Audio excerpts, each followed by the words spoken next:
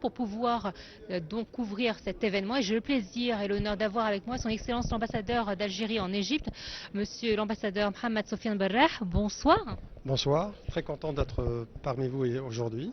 Merci infiniment, Votre Excellence. Alors dites-nous justement à quel point, dans quelle mesure cet événement est important, sachant qu'il réunit tous les ambassadeurs africains qui ont un poste en Égypte et pouvoir discuter de cette unité africaine. En fait, la journée de cette célébration ce soir consacre, c'est un peu l'apogée ou la consécration d'un programme qui a été tracé par le groupe africain en Égypte pour célébrer donc la journée de l'Afrique.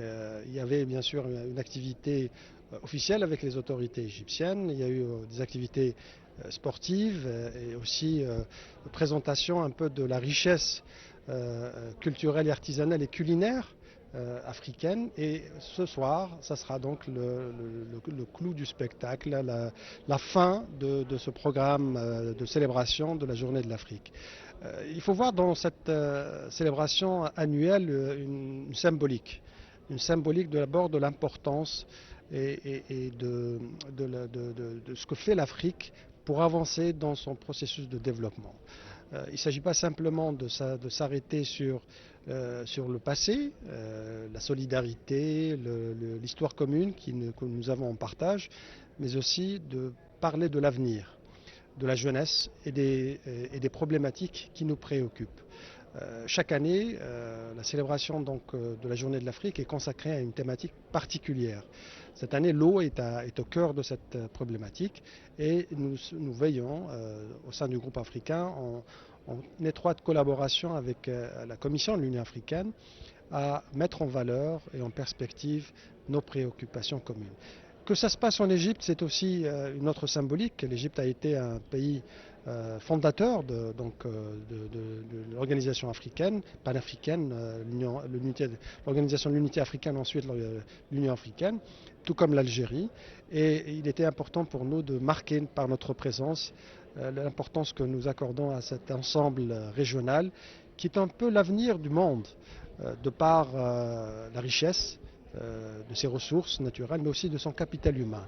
Et je pense que l'apport que peuvent apporter les 57 États membres de l'Union africaine est toujours d'actualité au développement et aux différentes thématiques et problématiques examinées dans les enceintes internationales, les Nations Unies et ailleurs. Donc la présence d'un ambassadeur tel que l'Algérie est là pour marquer l'intérêt, l'importance et notre ancrage, rappeler notre ancrage africain et notre histoire commune avec l'Afrique. Alors, je vais rebondir sur ce que vous avez dit. Effectivement, l'Afrique d'aujourd'hui n'est pas comme l'Afrique d'hier et n'est pas l'Afrique de demain également.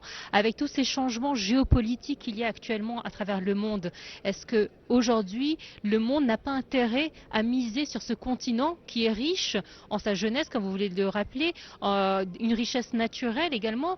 Est-ce qu'aujourd'hui vraiment il est l'heure que l'Afrique parle d'une seule et même d'un même langage? L'Afrique a un rôle à jouer dans le contexte international. D'abord par son unité, il faut qu'elle fasse bloc pour pouvoir s'imposer et s'affirmer sur toutes les thématiques et problématiques examinées à l'échelle internationale. Et là, je citerai par exemple les changements climatiques, la migration, la paix et sécurité dans le monde. Elle a un rôle à jouer et elle a une voix à porter à ces débats. Et puis l'Afrique, c'est aussi la sagesse, c'est aussi la culture, c'est aussi la richesse.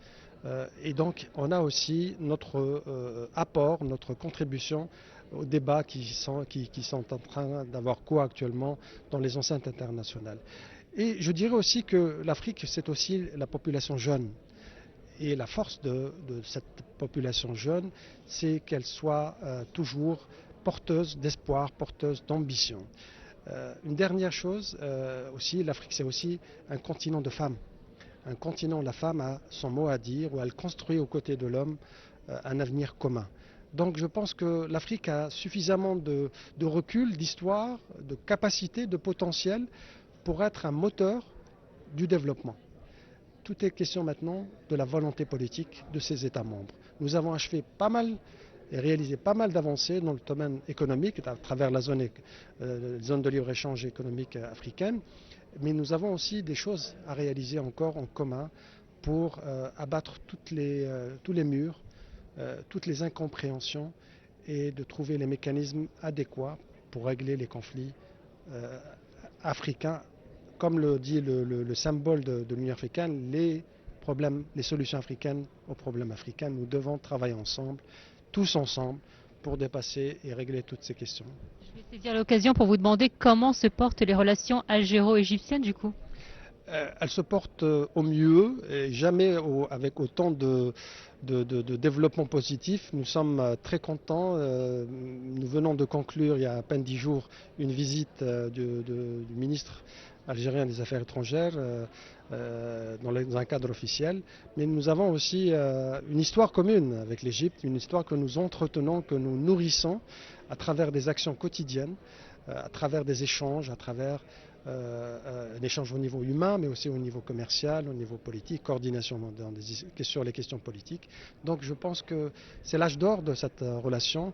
Ça nous rappelle un peu les années 60-70 où nous avions cette identité de vue sur toutes les questions internationales et je crois pouvoir dire qu'il n'y a aucune question sur laquelle nous avons des différences. Nous avons des convergences sur toutes les questions, qu'elles aient une portée régionale, arabe, africaine ou internationale.